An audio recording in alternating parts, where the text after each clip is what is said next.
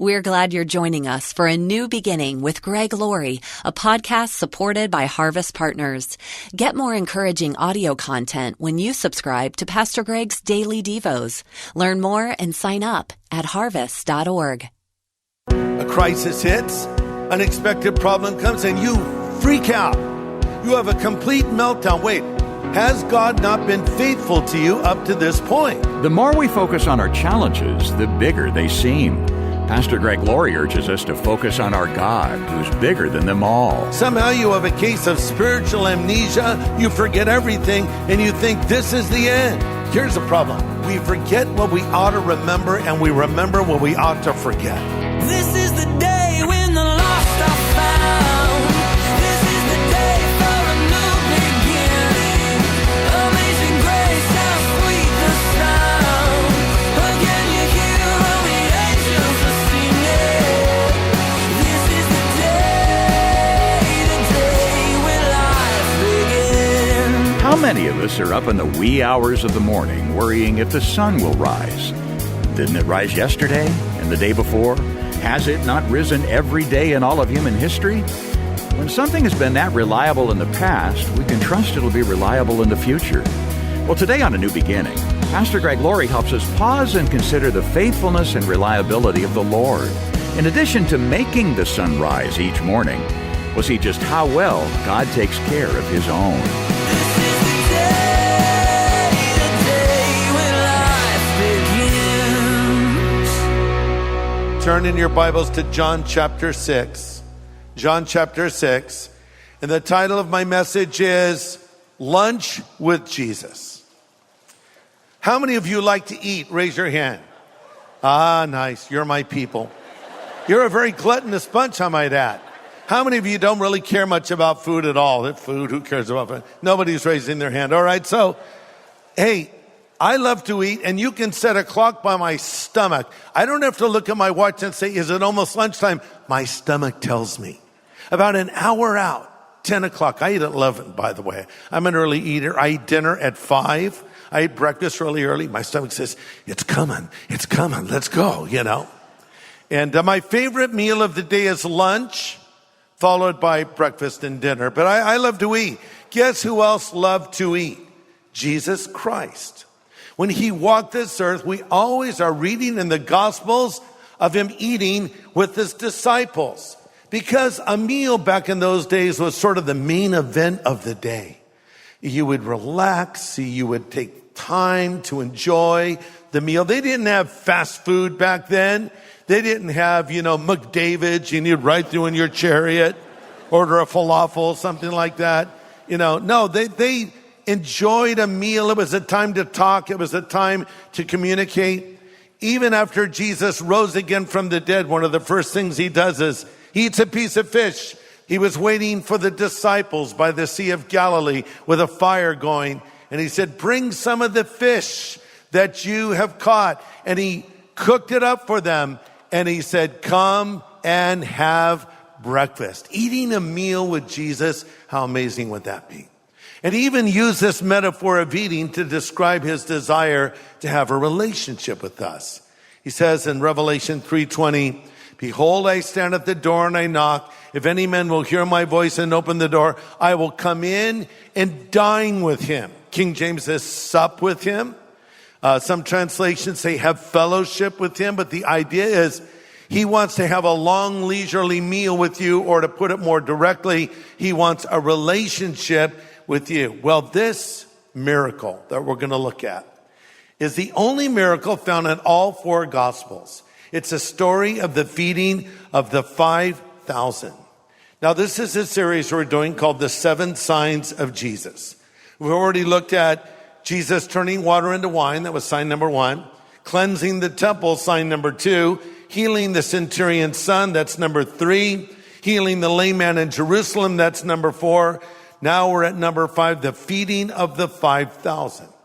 The author of this gospel, John, uses these signs like building blocks, the 7 signs crescendo in the final 7th sign where Jesus raises Lazarus from the dead.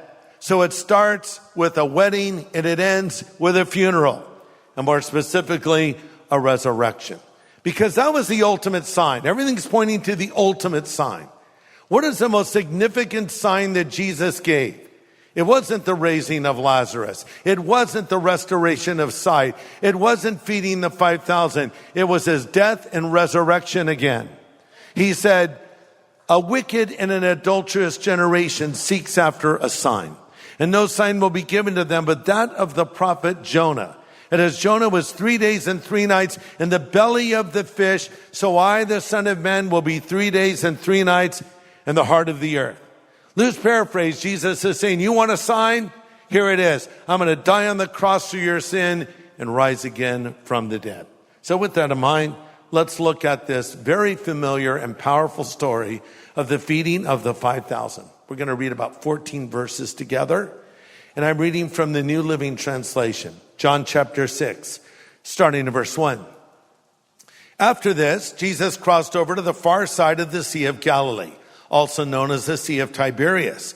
A huge crowd kept following him wherever he went because they saw the miraculous signs as he healed the sick. Then Jesus climbed a hill, sat down with his disciples around him.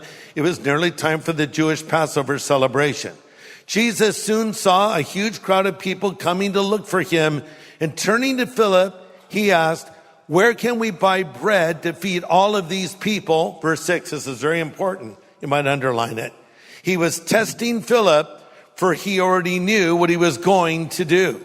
Philip replied, even if we worked for months, we wouldn't have enough money to feed them.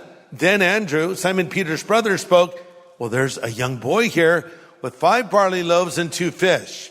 But what good is that with such a huge crowd? Jesus said, tell everyone to sit down. They all sat down on the grassy slopes. The men alone numbered about 5,000. Then Jesus took the loaves, gave thanks to God, and distributed them to the people. Afterwards, he did the same with the fish, and they all ate as much as they wanted. After everyone was full, Jesus told his disciples, now gather the leftovers so nothing is wasted. So they picked up the pieces and filled 12 baskets with scraps left by the people who had eaten from the 5 barley loaves. When the people saw this miraculous sign, they exclaimed, surely he is the prophet we've been expecting. We'll stop there. Heard a story about a little boy that was asked, what is your favorite miracle in the Bible? The little guy answered, I like the one where everyone loafs and fishes. So that's a great way to look at it. But here's something that is happening before us now. Jesus, his ministry is building. Looking back chronologically, you could say he was sort of on a roll. His fame was growing. The crowds were growing. Everyone followed him everywhere to see what he would say or do next. But why were they following him? The answer is clear. Verse 2 of John 6, a huge crowd kept following him wherever he went because they saw his miraculous signs as he healed the sick. Unfortunately, they were not following him because they understood this is the Messiah, this is the Savior. They were following him because, hey, he does amazing stuff. What's he going to do next? They were dazzled, they were entertained, but they were missing the point. They were into the signs, but they weren't looking at where the signs were pointing. These things were written, according to John 20, that we might believe. So there was a purpose for these signs. You know, sometimes we want the benefits of the Christian life, but we don't want to make the commitment. We want the healings, we just don't want the healer. We want the benefits, but we don't want the cure. And Jesus could have dismissed these people because he knew what was going on in the human heart and mind. He could have said, you guys, you're just a bunch of thrill seekers. You're waiting for me to do my next trick in your estimation. You're not following me for the right reason. And besides, I know all y'all are going to eventually turn on me. So I'm not going to feed you today. In fact, I'm going to eat in front of you. That's what I would have done. I would have pulled out an In-N-Out burger. Where did you get that? It's from the future.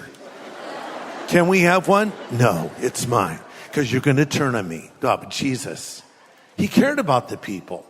In fact, we read that he had a heart of compassion toward them.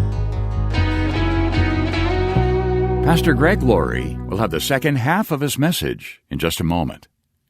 More and more people are sharing how Pastor Greg's movie, Jesus Revolution, has impacted them.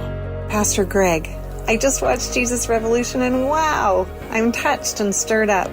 I'm literally on fire and desperate for a move of God in this generation. Thank you for sharing your story. After watching Jesus Revolution, I've rededicated my life to Jesus. I'm all the way in, Pastor Greg. Thank you for sharing your life with us, praying for you and your ministry, and that more people will find Jesus. Would you like to share a comment with Pastor Greg?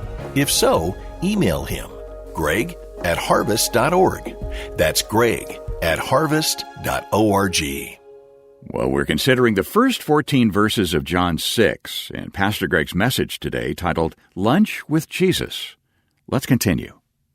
So there are three primary characters that stand out in this story: Philip, Andrew, and the little boy. We don't know his name, but he's a big part of the story. Let's start with Philip. Understand that every one of the disciples had a distinct personality, just like people you know. They were just like you. There was Peter, brash, outspoken, dominated conversations, said things when things shouldn't be said. You know someone like that? You invite them over, they're going to dominate the whole conversation. Nobody gets a word in edgewise. Or maybe you are that person. The problem is when you are that person, you usually don't know it. Someone else needs to tell you. So if they're that person, kind of nudge them and say, that's you, right? So that was Peter. But then there's James and John. These guys are fiery. You know, people that get all worked up. They love to argue. They love to debate. They're always worked up about something. That's James and John. They're worked up guys. They were passionate guys. You don't get the nickname Sons of Thunder for nothing. If they were alive today, they'd probably be in an outlaw motorcycle gang. And then there's Philip. Now, Philip is more quiet, more perceptive, a deep thinker. And it is worth noting that Jesus turns to Philip with a question, his first test. And by the way, Jesus never asked anyone else for advice ever, except on this occasion when he turns to Philip and asks, John 6:5, turning to Philip, he asked, where can we buy bread to feed all these people? He was testing Philip, for he knew what he was going to do. Seems like a no-brainer.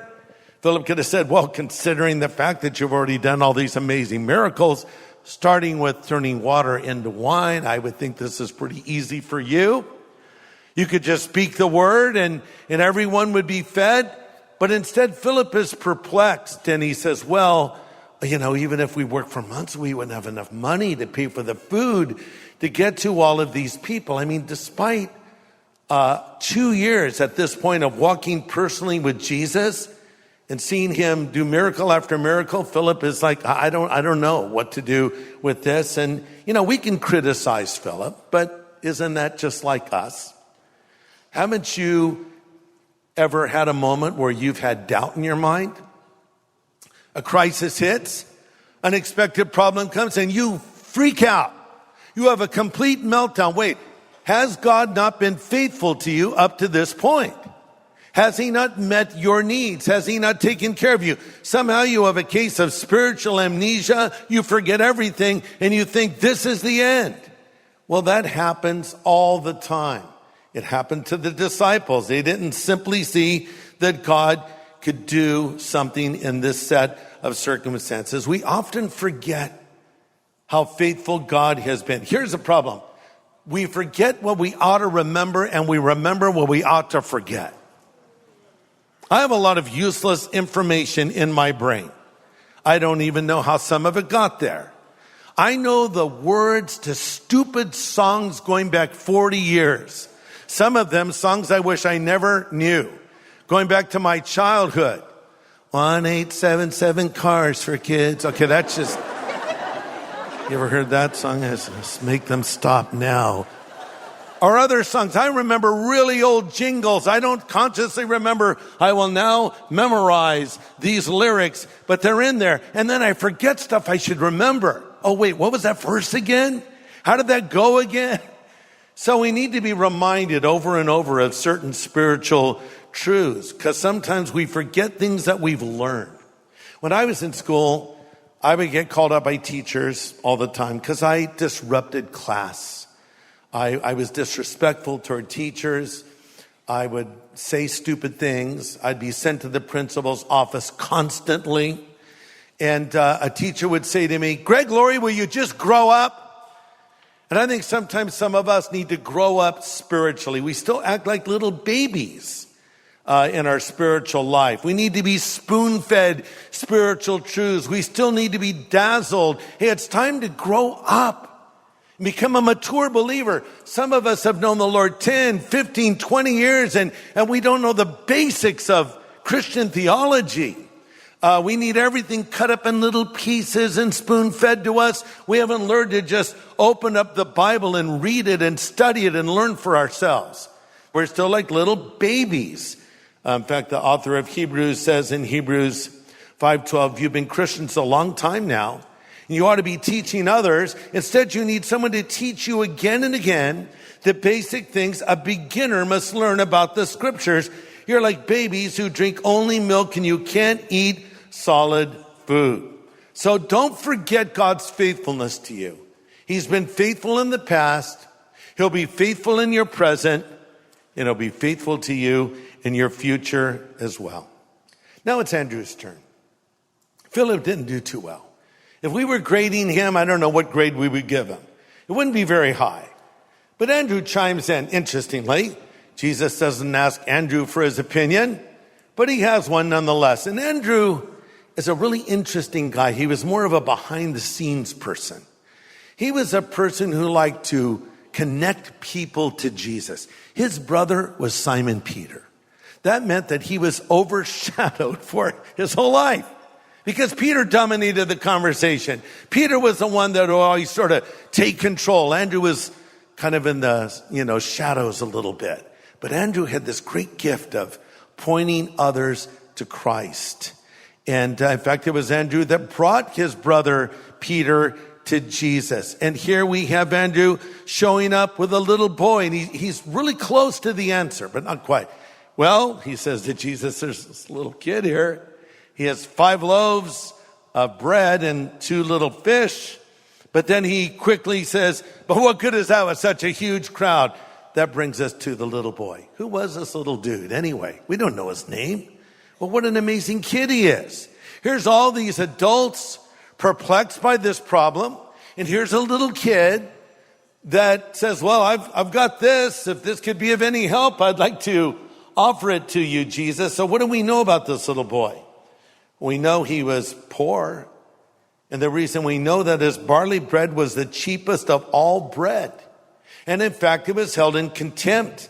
It was thought of as food for animals, not people. And he had 2 small fish, not big fish, small fish. It's like having crackers, and stale crackers at that. Crackers and sardines. Or maybe Spam and Wonder Bread. Now, some people love Spam, right? In Hawaii, it's kind of a delicacy, but Spam, Wonder Bread, crackers and sardines, whatever you want to use as an illustration, it wasn't a gourmet lunch. It wasn't a lot. But that little boy gave his lunch, as poor as he was, to Jesus. The lunch was as insignificant as it could be. The little boy was as insignificant as he could be. But here's the point of the story. That which was insufficient and insignificant became sufficient and significant when placed in the hands of Jesus. Let me say it again. That which was insufficient from the hands of the insignificant became sufficient and significant when placed in the hands of Jesus. I think sometimes we feel like, well, I don't have much to offer. I'm not talented like that person over there. I'm not gifted. I have nothing to bring to the table. You have more than you think. Why? Because God can do a lot with a little. Okay? So here's a guitar on the stage. I could walk over, plug that guitar into the amp, turn it up all the way, and hit maybe 5 chords. And you would say, that guitar is a piece of junk. Why? Because I really have no skills playing guitars. But if I were to take that same guitar and place it into the hands of Eric Clapton, who's one of the greatest guitar players of all time, and he did a few riffs on it, you would say, I want that guitar. In fact, if he signs it, it will be a collectible. See, it's not about the guitar. It's about who is playing the guitar. And in the same way for us, it's not the magnitude of the gift. It's into whose hands the gift is given. So you say, Lord, okay, here I am. I don't have a lot to offer, but I do give it to you. And I give it all to you. And I ask you to take what I've given and use it for your glory. So I encourage you, bring your loaves and fish to Jesus. Bring your Spam and Wonder Bread. Bring your crackers and sardines and watch what God will do.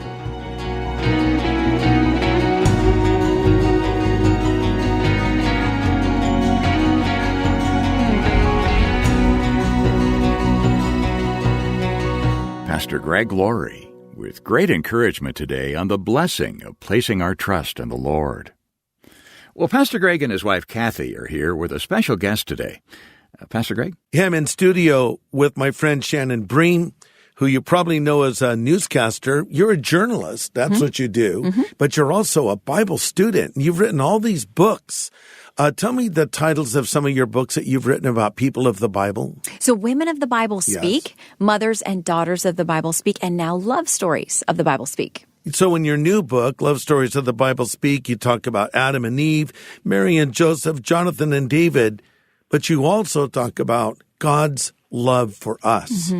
And so I just wanted to make sure people got that, whether you know the Lord or you've been walking with him, and sometimes you get distracted by the world or thinking that I've got to perform or live up to this. When you know at your core, it's not about that, because, you know, as in the New Testament, you hear that rarely would someone die for a good man, but God had so much love for us that, and while we were yet sinners, Christ died for us. That's right. So the Old and the New Testament show us a God that he was always making a plan for us, that he was always loving us and looking for a way to draw us back to community with him by sacrificing his own son. And we know that Christ struggled with that. I mean, we see in the New Testament how he goes off to pray and, you know, he's sweating drops of blood and saying, Lord, if you will take this cup from me, but not my will, yours. He willingly walks into what he knows will be a complete betrayal, a physical, excruciating execution for him. But it's all because he loves us with abandon. And so he is willing and waiting for us, wherever we are in our spiritual walk,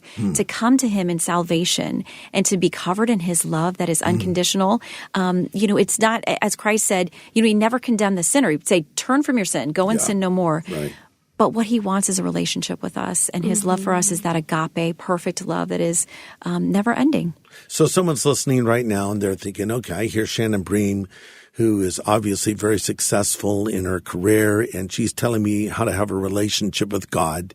But I don't know how to do that. Like, what step do I need to take? How does a person enter into this relationship with the Lord that you're talking about? I think that there's so many good places to start. A lot of people will say, John, even if you haven't read the Bible, pick up in the New Testament the book of John that tells us so much about God's love and his plan. And the more you learn about Christ as the Son of God and what he came here to do, what we are then given is this opportunity to give him all of our worst stuff and get all of the very best stuff from him to say, Christ, I see what you did in this sacrifice. You died an innocent man who was also fully God for our sins. And I accept that as the covering. I want to be in relationship and fellowship with you, not just get, as we used to say when I was a kid, fire insurance, something that I think will keep me from eternal damnation, but to really walk with Christ, to give our lives to him and to trust him with a plan.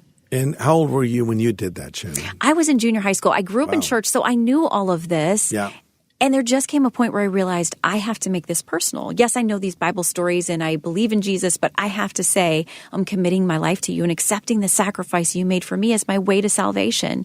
And I think once I understood that around 12 years old, it became a very personal relationship then. Wow. I love that personal relationship. Yeah. I was thinking about, we all read books and we all read love stories and we all read examples, and these are certainly examples that you cite in the book of what to do and what not to do sometimes. But I think the most beautiful thing to know is that we can enter into this story ourselves, that Christ invites us into this beautiful relationship with him. And that as we read through these stories, so many times we see them pointing to Jesus. Exactly. And his love for us, whether it's Solomon's, a lover who loves us completely and thoroughly and knows us so well in the Song of Solomon, or we have David, who is our champion, the one who would be willing to sacrifice and lay his life on the line to defend and conquer our enemies. We see it in Boaz, who is our kinsman redeemer. We see that story of Jesus in all of these stories, and that love story is for us. That it is God's love for us, as you said, the Gospel of John is God's, so much of God's love is represented there, and especially John 3:16. God so loved the world. So, we don't just need to read about other people's love stories or friendships, but actually God's love for us. And hopefully as people do buy this book, they will see God wooing them and calling them to himself, as Hosea did with Gomer, going after us. We don't deserve it. Right. But he loves us unconditionally. And if we will come to him on his terms, we can enter into that love story ourselves. I think when people read that story, we all want to be Hosea, but we're really Gomer. We have to remember that. He's there to pick us up, even in our state of being a Gomer. So these are some of the things that Shannon writes about in a brand new book that we're offering to you this month for your gift of any size. And the title of Shannon Bream's new book is The Love Stories of the Bible Speak, subtitled Biblical Lessons of Romance, Friendship, and Faith. And we're offering it to you this month for your gift of any size. Yeah, that's right. Not only would this be a great addition to your own resource collection, what a great gift. It's a brand new book, and we'll be glad to send it to you to thank you for partnering with us to bring these daily studies your way. We're completely listener-supported. Our support comes solely from listeners who appreciate Pastor Greg's insights and want to see them continue. So as you send a donation today, be sure to ask for The Love Stories of the Bible Speak by Shannon Bream. You can call us at 1-800-821-3300. That's a 24/7 phone number. Again, 1-800-821-3300. Or write us at A New Beginning, Box 4000, Riverside, California, 92514. Or go online to harvest.org. Well, next time, more insight from the story of the feeding of the 5,000. It's part of Pastor Greg's series, The 7 Signs of Jesus. Join us here on A New Beginning with pastor and Bible teacher Greg Laurie.